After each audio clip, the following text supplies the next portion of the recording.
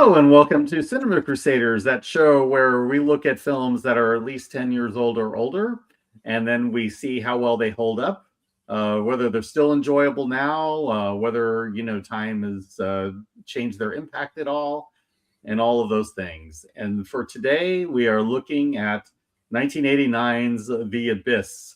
Because honestly, as much as I love James Cameron, this is like one of the few movies from his golden era that I had not seen. So I kind of wanted to actually see it for myself and kind of see where does it stand, compared to all the other movies that he made during that period. Or another movie, a lot like it, called Leviathan. Yeah. And to help me along, I brought on our Cameron expert, Mike Dudley, who was the only person I know who was finished like watching Avatar because I couldn't do it. So welcome. And what are your thoughts on The Abyss? I like it. I think it is very much a product of its time. During the Cold War, there were a lot of stories about how the senselessness of the World War III we were all threatening and all that kind of stuff, and just the apathy it created in the people that had to live in a world where at any moment we could all die. It's reflected in a lot of movies, and this movie is no different. But I will note, though, that this is a slightly different approach in that the aliens are not necessarily opposed to violence. It seems like they're opposed to non-military targets as being attacked, because they themselves the movie starts out with them attacking a military target. Okay. Hold that thought. We'll get more into that. My personal thoughts of like watching this movie was like I had avoided it for a while. I don't know why exactly I did it. I guess it was just because the whole underwater aspect of it really kind of wasn't speaking to me at the time when I first encountered it.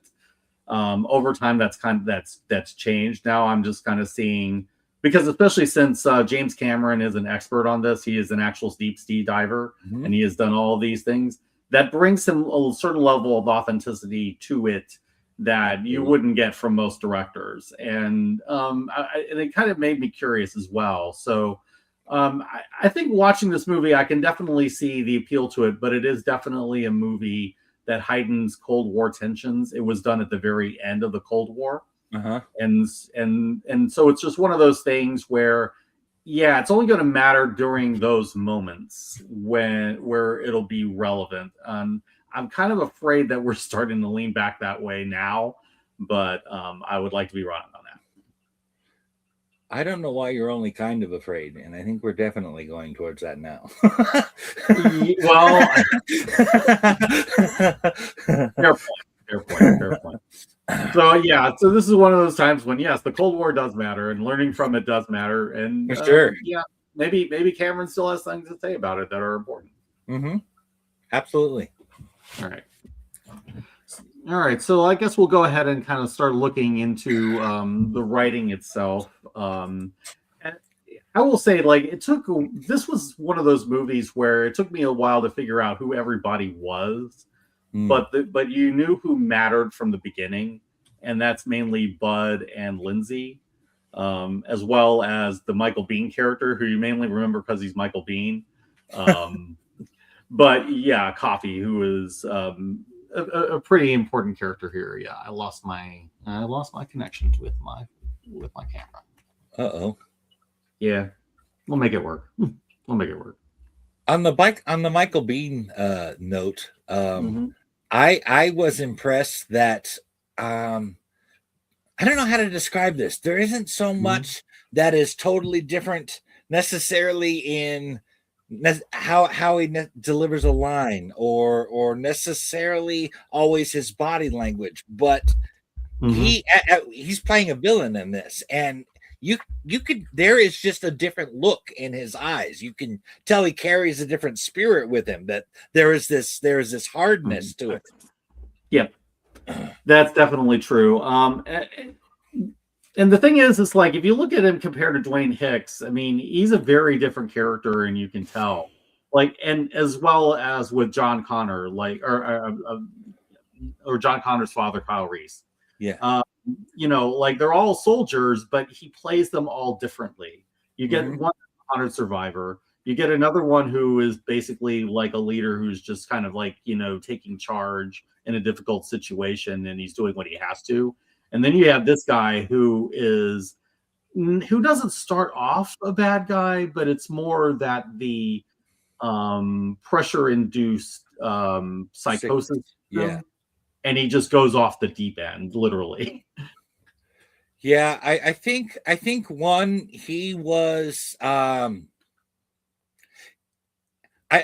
think he kind of started off in like an entirely weird state with he's going down to a civilian crew who is being borrowed to do a mission, and he's treating them like they're soldiers right from the get-go. Yeah. I'm going to give you an order, you're going to follow it, that's the end of it. Yeah. And when a soldier like that tells you something like that, you assume that that threat is coming with a gun on the other end of it. You know what I mean? Like that, which it does. Yeah. So I mean,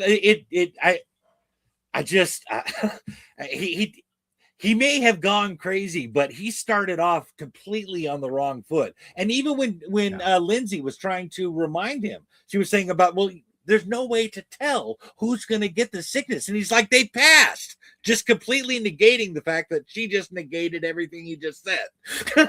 Yeah.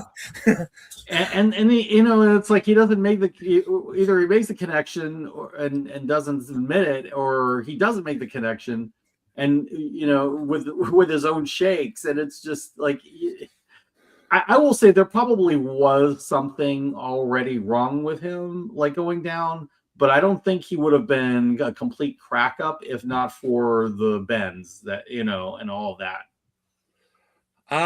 That's for sure. But I think ultimately things could have gone different if there wasn't a pride issue going on there. I think that when he saw his hand shaking, he was like, I'm not going to admit that I can't handle this. I'm not going to admit that I'm not in control.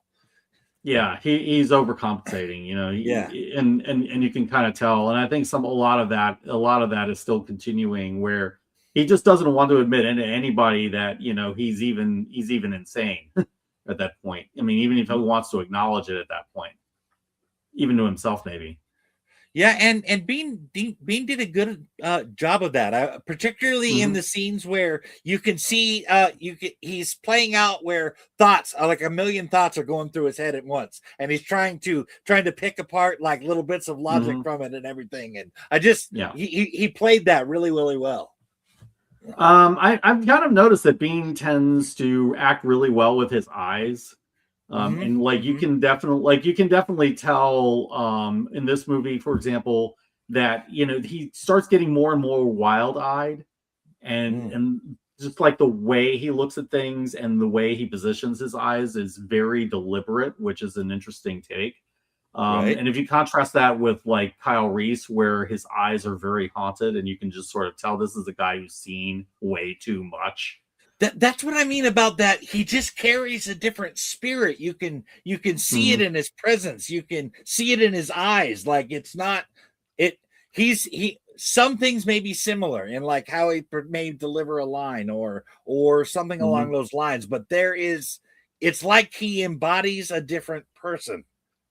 I don't know how else to describe it, because I mean a lot of actors, you could see them, they do the same type of things. They have the same type of look in their eyes or their face when they do something they do the same type of thing with the character. And Bean is different. You can feel it. Yeah. I mean, and it just amazes me why that James Cameron seems to be the only one who's made really effective use of Michael Biehn. A lot of the other times you really don't see him that much. I mean, I think the one exception is like Tombstone. And honestly, even in Tombstone, it's more like basically I got out-beamed by Val Kilmer. Well, because he was always, when he talks about Val Kilmer in that movie, it's like, yeah, that wasn't I didn't know Val Kilmer. I only met Doc Holliday. Right. Yeah. And I was just like, yeah, that sounds about right. For sure. Yeah, and I will say also, like, the main love interest and the main, or shall I say, the main couple of this movie, Bud and Lindsay. I really thought that that was really kind of well established, even though we don't really get a whole lot of background on their relationship. I just kind of felt like the way it's written and the way the actors show it is so good that you don't really question it. That these two were married and they have this very contentious relationship where you see why they fell apart, but also what brings them back together. Yeah. Well, I have been in one or two relationships where we Mm-hmm. probably should not have stayed together and we did anyway. And so Yeah. I kind of get that kind of that Mm-hmm. agitated just presence being in the room between you where it's just it they know each person knows exactly what to say to the other person and how to say it to hurt them the most, that kind Yeah. of thing, and they did And that yeah. dynamic. Yeah. And Cameron, I will say, knows that dynamic better than most. Like some of the high profile relationships he's been in, and the way they didn't work out, I can see where he's writing from experience. Right, right. Yeah, I was Yeah, just yeah. like, and I had to wonder more than once. It's like, is this what Gillian Hurd was like?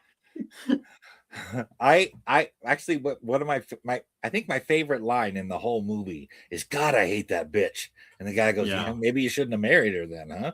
yeah, yeah. That was just perfect. That is the one thing that I really kind of liked about it, and this was something that was also brought on with Aliens, was how this group of people seemed like a real crew who had been together for a while before the SEALs showed up and kind of made a mess of the dynamic. That's them singing that country song together Yeah, really brought that together, that closeness. It was like almost like sitting around a yeah. campfire kind of a thing. It was good stuff. It was Yeah. not in the theatrical cut, and it was in the special edition. And I'm like, another point where I was just like, yeah, this should not have been cut out, Right. because you really do need that to show that these guys are a well-oiled unit. And when you start losing a good chunk of them, then actually starts feeling like a loss, because otherwise you really don't get to know any of them individually long enough to really feel it. But you feel it because you feel the chemistry they all have together. And if you Right. don't get those moments, you lose that. And I think Cameron knew that. Uh-huh. Exactly. This might be a good time to talk about our studio involvement thing there. Um, Sure. it, in my personal opinion, granted, I am a James Cameron fanboy, so take this with a grain of salt, I guess. But um, every single one of James Cameron's special edition movies are better than the theatrical cut. Mhm. It is always stuff that the studio decided, you know what, we need to take this stuff out for the sake of running time or the sake of nobody actually cares about these characters. You know why? Because you're not giving them the opportunity to get to know them. But Yeah. yeah, I've noticed that too, man, especially with Aliens. Like, why did you cut half of this stuff out? uh-huh. Like, none of that stuff makes any sense. And when I've been looking at the comparisons with what I've seen of the theatrical cut and with the special edition, there's no question the special edition is better. And Oh yeah, oh yeah. absolutely not at all. No doubt at all. I don't. I really think I, it is my opinion that if you want any weight to what your characters are going through at all, we have to get to know them. Mhm. We have to have an emotional investment in them if you want an emotional response from us. And cutting all Mhm. this stuff from the movie and the theatrical cut just guts that. Yeah, completely. I mean, especially when they start dying, the reaction without that is okay. That happened. Right? Move on. And then because your investment at that point is going to be in Bud, it's going to be in Lindsay. Mm-hmm. Maybe one or two of the other characters that are still around. Maybe the rat. um, Oh, speaking of the rat, yeah. okay. Um, I take the trust an animal puts in me very seriously. I am not going to violate that trust at all. If you grab No. my rat from me and shove it in water, I don't care if it can breathe. You're going to be losing some teeth. I think most people would, because it's like, this is not just, it's not a rat, it's this poor dude's family. What are you Right? doing? That just Although I did find out that is actually a real thing. it is. It is a real process. You know, there are liquids that are highly concentrated in oxygen, and you can breathe them. Yeah. But just imagine that rat's thought process about how much it trusts Hippie now. Yeah. You just allowed that to happen to me. You drowned me, dude. And I just kind of love that the rat just like stays on his shoulder like the rest of the time. He doesn't seem to really care. that is a really deep bond that dude has with his rat. I guess so. Yeah. Yeah. I mean, and honestly, I kind of get that, because it's like, if you're spending like months at a time, you know, in a deep in deep water and away from like most people, and all of you got is like this bunch of rough tough guys, you know, and one night like aboard the ship, you know, it's like you really are going to hold on to who you have, and if all you have is a rat, you know what, you know, I get that. That, and without a pet, you're just talking to yourself. Yeah. That's all you got. Like you deal with the isolation somehow. And that's, you know, and that was kind of his way of doing it. It was just a fun, quirky way of showing that, which I kind of appreciated. It was, but every time I watch that scene, I get mad. Yeah, it's almost as bad as, you know, the scene with the knife in Aliens, where you know, where they're just doing that an improvised scene, by the way. And it worked there. But, you know, I will say this was kind of like the equivalent of that, and also I imagine it was probably foreshadowing as well. So absolutely, you had to have, for the story. I totally get it. I'm not saying there's anything wrong with it as a story element. I'm just saying, as a pet owner, that makes me mad to watch. Yeah, and from what I understand, like James Cameron, like really kind of pushed the envelope and like where what he was asking of his crew and of his cast, you know, to get the movie made, to the point where nobody even wanted to talk about it afterwards. Actually, I've heard that response from several people that have worked with Cameron, where they were like, you know what, the movie was good, but I didn't enjoy the working experience. I don't think I want to do it again. Some people still go back, but I find it ironic, actually, that my two favorite directors are infamous for being difficult to work with. Ridley Scott, James Cameron. Yeah. Of course, Cameron had that infamous incident on Aliens as well, where the British crew was ready to walk out on him because they just had a complete culture clash. Oh, let's not forget the T card incident. Yeah, it took Sigourney Weaver to make sure that movie was made. Otherwise, they would have walked out. Right. So yeah. You know, one of the things I like about Cameron, and one of the things I appreciate about him as a director, is that he started from the bottom. He has done almost every job that there is to do in filmmaking at one point or another. So he knows every facet of it. Yeah. Every facet of making a film. He's not only familiar with it, he's done it himself. Yeah, Battle Beyond the Stars, I think, was like the one that he was kind of well known for, doing a lot of the behind the scenes work that he did. Right. We'll have to go and watch that at one point. Maybe we'll even talk about that. We'll get into that. And yeah, what are your thoughts on the aliens? The NTIs, as they're called.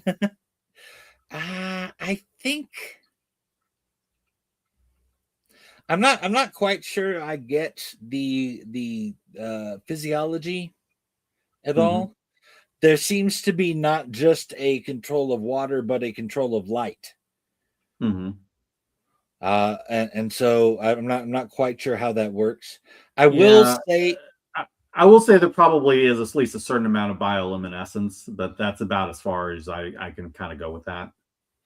right, but it wasn't just in their bodies. It was in the it seemed like the same thing that was in their bodies was in their technology. Mm-hmm. Like it was like they were one and the same. Yeah, I don't know. They really never explain a whole lot about them other than, they're the giant lingering force that is casting judgment on humanity. And that they kind of emotionally and spiritually had evolved, but saw that humanity hadn't, and they were just kind of ready to just flood everybody. Well, I would like to point out that they are. We talked a little bit about this before the episode about how they are not necessarily anti-violence, Mm-hmm. but rather it seems to be non-military target violence. Mm-hmm. Like they open up the movie attacking the aliens attacking a military target. They bring the water clear up to the shore, about ready to attack civilians and stop. Yeah, Yes, they wanted to say we could do this and we're not. you're But not. Yeah. also, I don't think they were willing to actually take that life. Yeah. I think they were trying not to. I think they were really trying to focus on the real problem, which is the nuclear warheads. Right? I mean, because they show you more over and over again that a lot of this is about nuclear annihilation and wanting to prevent that. Right? It's not so much war in general that they seemed about. They were showing shots of like Hiroshima and stuff where you have Mm-hmm. Yeah. non-military targets where civilians are dying. That seemed to be particularly bad. Like war in itself is not necessarily so bad. We have to come and judge you, but the extent that you guys are carrying it out is the Mm-hmm. issue that they had, really. Yeah, I mean, if you blow each other away conventionally, we don't care. But when you start irradiating the entire planet and you're making it uninhabitable, that's kind of where we draw the line. That I didn't actually think about it from that perspective. It could be how am I, what pollution's the word that's coming to me, but it could be something about the wanting to save the planet itself too. And I Hmm. hadn't Yeah, considered that. I was more thinking about the people. yeah. I think Cameron probably would consider it to be more about the planet because a lot of the time, a lot of his themes tend to be environmental, particularly movies like this and Avatar. I wouldn't say a lot. I would say this movie and Avatar, but yeah, Yeah. yeah, definitely. There is an environmental theme going there. But I would also like to point out that there is a movie called Leviathan that Hmm. it actually has a very similar idea going, except instead of these somewhat benevolent creatures from another planet, we end up with alien monsters instead Hmm. in the submarine and whatnot. But the same kind of idea going on there. Well, I mean, that kind of gets into something that I think that you know pretty well, which is horror, and that is that you can get some pretty a lot of horror is fear of the unknown, and Mhm. when you start getting into places like the deep sea, Right? where not many people have been, and it's very hard to survive down there, that is the perfect recipe for horror. It is. It is. I mean, think about this. We have been searching the oceans for a really long time now, and there Hmm. are still things, particularly on the ocean depths, we're still discovering. Yeah. I mean that right there provides a sense of wonder of what could be there. Hmm. Yeah, and thinking about Lovecraftian monsters, Cthulhu, Dagon, the deep ones, all of that.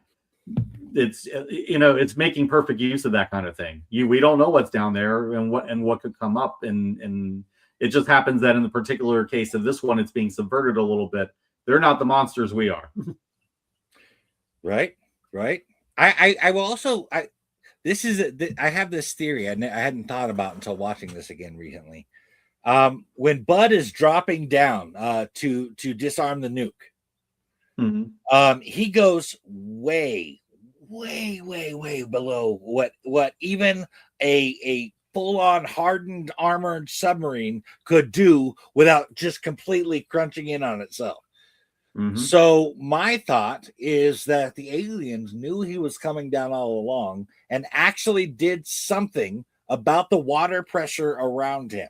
Otherwise, I don't see any way, because Cameron full-on shows one of those submersibles crunching under way less depth. So I mean, I don't know how else to he had to. He had to have done. Yeah, he knew exactly what he was doing with that. There's no way that he wouldn't have done the calculations on that. No. I think it's very, very probable that the aliens did some kind of hydrokinetic thing to protect him. That's very likely. Yeah, because I mean, he would have just. I mean, there was nothing armored about his suit. I mean, it was like a material. I'm surprised he even at that. I'm surprised there was even a suit like that built to drop down.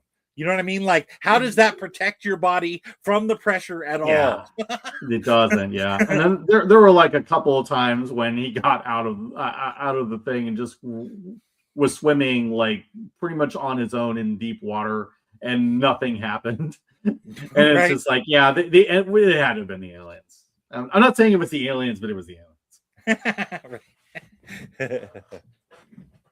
Oh my gosh. Yeah. All right, let's kind of looking. So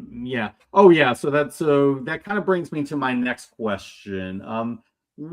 As I was watching this, I was kind of seeing like various connections like to Avatar, and I was kind of hoping you would enlighten me on those, because honestly, like I can never remember what happened in that movie.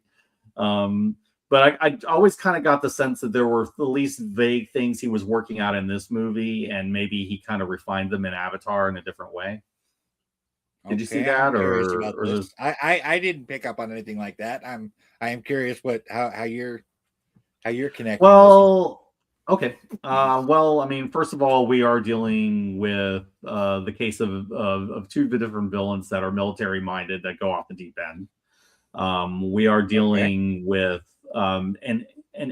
two different alien species that are not necessarily the aggressor. They're more like being victimized by the humans that are coming in there, hitting them with weapons and different kinds of things like that, both environmentally themed. Okay. I can see maybe some seeds being planted, I suppose, there. In what Cameron was working out.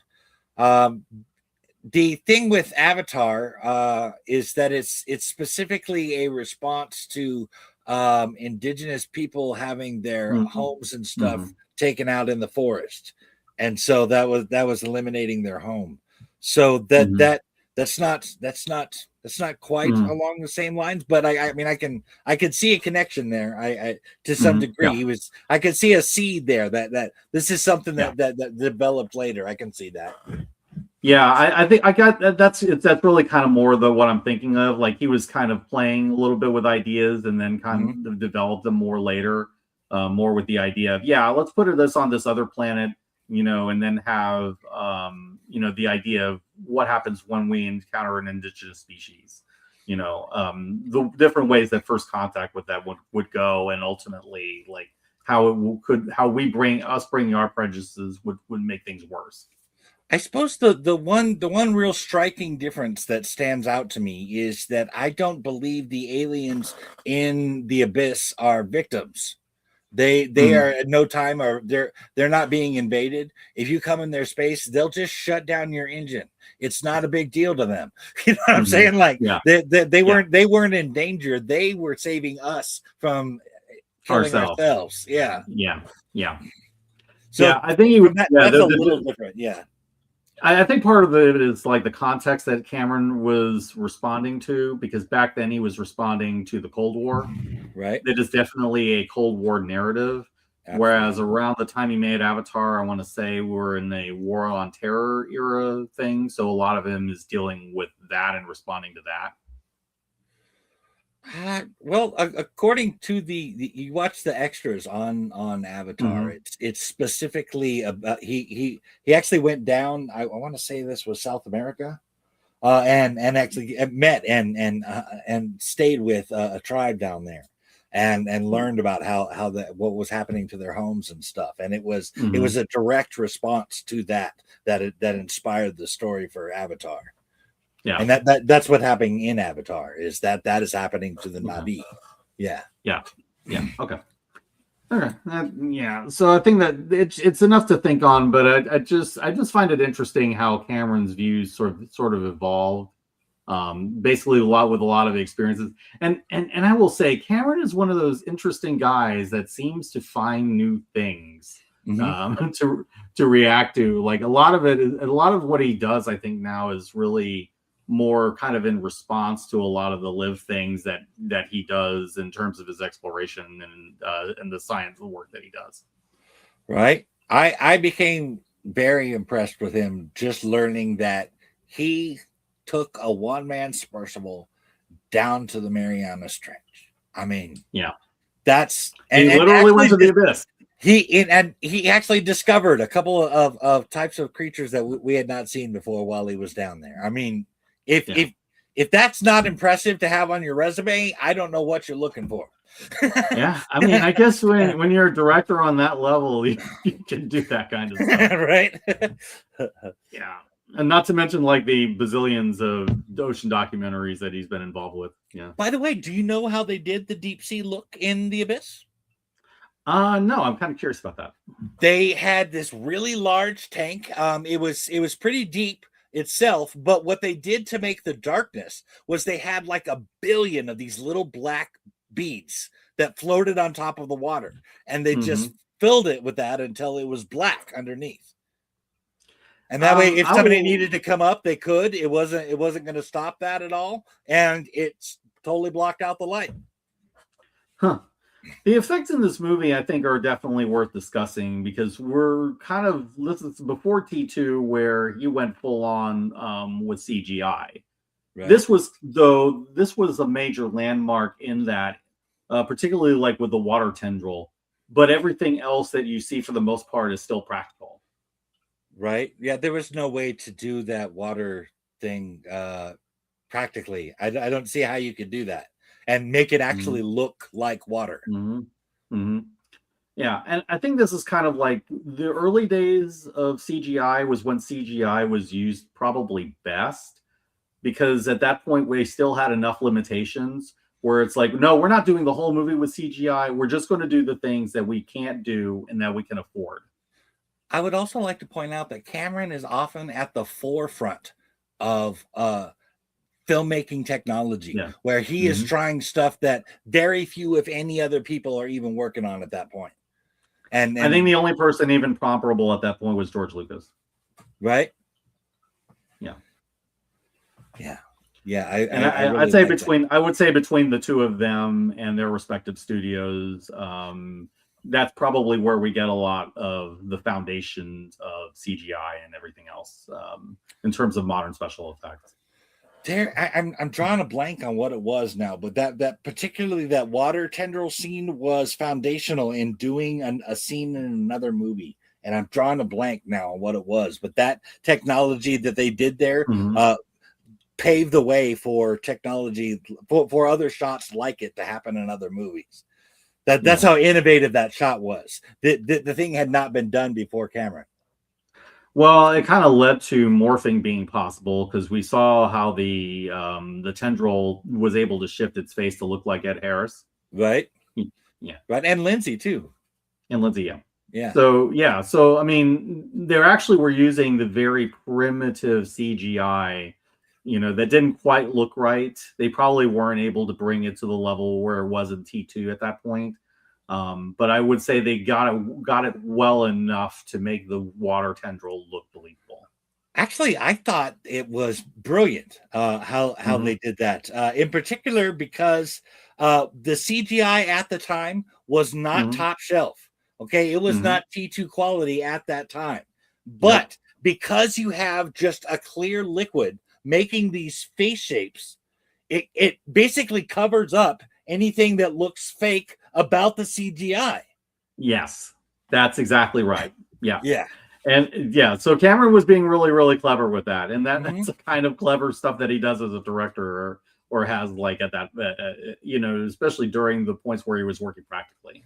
Oh yeah, He's really he really has an eye for what he wants. He knows exactly what he wants to see on camera. These are the same traits I love about Ridley Scott. Yeah. They have the entire film in their mind. They know exactly what it's going to be. They storyboard the whole thing out. I mean, yeah. And I will say I really do actually like the physical design of like the jellyfish aliens. Right. You can definitely tell that it's practical, that they had someone actually built these things. Right. But at the same time, it's just unreal enough to make you believe that they're aliens. Well, again, I think it's Cameron's skill at being able to mask that special effects are being used, even though they're being right in front of your face. Yeah, because you have those lights are artificial, but they don't look it. Right, and because you have that dark background and that slightly hazy water look, because looking through water isn't necessarily very clear. That you get that whole again, it hides the effect that there's actually somebody in a suit there or whatever. And I love that they chose that shade of purple for the aliens, because it's like it feels at home down in the depths, but at the same time it doesn't feel like something humans would have brought down there. It looks like something that could even exist in nature. And I wouldn't even be surprised if Cameron, knowing what he does about sea life, drew on it deliberately. Oh yeah. I wouldn't doubt that at all. Actually, now that I'm noticing it, the color is kind of similar to this bright neon beam we have here below our pictures. Oh, interesting. Yeah. which I chose to deliberately, because I kind of felt like, we're doing a throwback show. Let's make it look like a retro show. So right, but you managed to pick the actual color we're talking about on the exactly. Yeah, it does look like that. You're right. Yeah, absolutely right. Yeah. Nice. Very 80s for a very 80s movie. Yes, the neon. You gotta love the neon. Yeah, more neon than 80s. Yeah. All right. So I think going from that, are there any performances that we want to get into beyond that we haven't discussed? Again, I think this partially has to do because I have been in tumultuous relationships before, back when I was not a healthy person.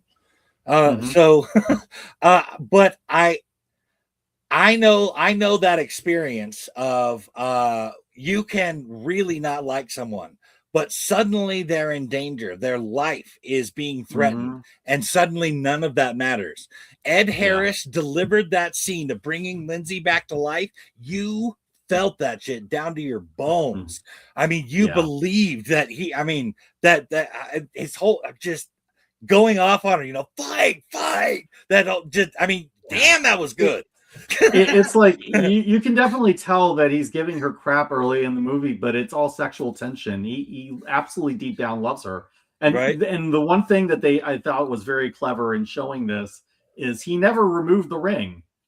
Like, he was holding on to her. She, even if she kind of seemed like she did, like, oh yeah, I took it off months ago.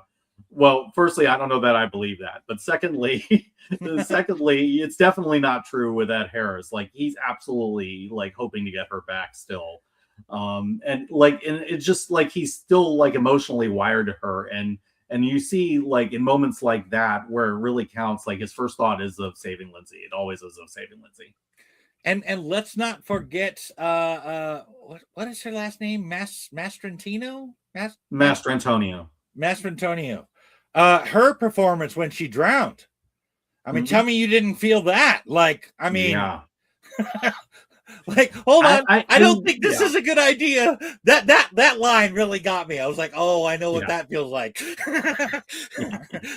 and this is another thing. I really get the feeling Cameron, being like the perfectionist that he is, had to have drilled a lot of this stuff into the actors, Mm-hmm. like all of the stuff that he knows about deep sea diving, and trying to make it all believable. And I get the feeling like there were probably a number of takes for that. Yeah, I understand he can be harsh in what he does. At the same time, you cannot deny his ability to pull a performance out of an actor. Yeah, yeah. I mean, that definitely shows in all those kinds of scenes. I mean, Mm-hmm. like some of these, and I think that's like the curse of being Cameron. It's like on the one hand, he goes to really ridiculous lengths to do this, but the results speak for themselves, and you get some classic movies out of it. Mm-hmm. Absolutely, absolutely. Mm-hmm. Yeah, I would agree with that. Yeah, right. All right, and I think we'll kind of go ahead and wrap it up from here, unless you have anything that you want to add about it. Let me see. Let me see. Let me see. Um. No, no. I think we pretty much covered the basics there. We talked about the good performances, and I think I'm noticing as a writer, I tend to especially as if I'm watching a movie I've seen before, I tend to want to analyze it like, oh well, this is how he Mm-hmm. delivers that. And I just found myself not on the level that I was impressed with Aliens on how that was Mm-hmm. written, but Yeah. this was well written. The characters were good, the Yeah. story was good. I liked that. Yeah, I wouldn't say it's career high, but I would say that it is definitely very good, and it shows that even Cameron, who is not on the level of T2 and Aliens, can still make a damn good movie. Yeah, Um, absolutely. Yeah. yeah, and I would say that that's definitely true with this film. In terms of how well this movie's hold up, I think this is another one of those situations where the cycle kind of goes around, and we're kind of back to the point where what's old is new again. Time is a flat circle, in the words of Matthew McConaughey. Uh, Right. and so because of that, like there are just times when movies like this matter again, and I would say this definitely is like the perfect time to watch this movie. Absolutely. Absolutely. Like this is a Cold War movie without a doubt. But like you're saying, man, I mean, as we talked about with Battlestar Galactica recently, this has happened Mhm. before. It will happen again. Yeah, eternal recurrence. Yeah, yeah, and really, it's not necessarily like history repeats itself. Literally, it's really more that patterns, socialized patterns, tend to come back, Right. and particularly social-political patterns. And this is just one of those cases where that's going on, and that makes certain movies that are centered around these kinds of topics, more important. And I would say Cameron's warning, particularly through the aliens at the end of the movie, is definitely worth listening to. Absolutely. All Absolutely. right. So I'm curious, what are you gonna score this bad boy? I'm kind of leaning 9.5 actually. It is really, really good. And I think it really holds up. I think it's definitely I think it definitely belongs in Cameron's golden era. It is definitely a movie of that period. Mm-hmm. And even, and it's like, is it Aliens? No. Is it T2? No. Is it really damn close? Yeah. I'm gonna say I put it just maybe a notch or two below like Aliens T2 area.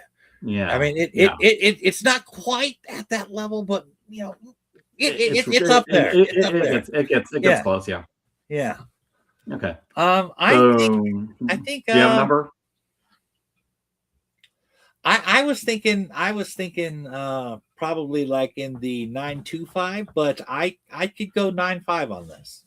All right. So 9.5 from both. Okay. Yeah. I'm willing to go with that. Yeah. All I think right. that sums everything up. It is definitely a Cameron movie. It's definitely an easy one to overlook, if because compared to some of the other things that he's done, but it is one of those that is worth checking out, because of what he brings to the table, and particularly because of the actual lived experience that he brings to it, Mhm. his technical knowledge of the subject matter. I think that all comes across. Yeah, this is definitely like a classic. So, anything else you want to bring up before it's time to close it down? No, I think we're good. I had fun watching this movie though. For this, that was good. Yeah. Okay. Yeah. Yeah, and I will say we're working on Mike's new novel, The Scorn, right now. We're just getting into the phase where we're editing it, and I'm kind of looking forward to seeing how this turns out because, I feel like we were hammering this book into shape. So yeah, it's coming along. It's coming along nicely. I think it's going to be. Right. I think it's definitely an improvement from my previous book. Yeah, I'm feeling that way too. Yeah. So, but we'll let you guys decide on that. And so until then, go and watch a movie, preferably this one. And we'll go and find you some. We'll go and talk about another movie next time. And peace out. We're doing sci-fi again next week. Yes, right? Yes, we are. Okay. Yes, we are. Yes, all right. I'll let you tell me after we're done. All right. So we'll go ahead and.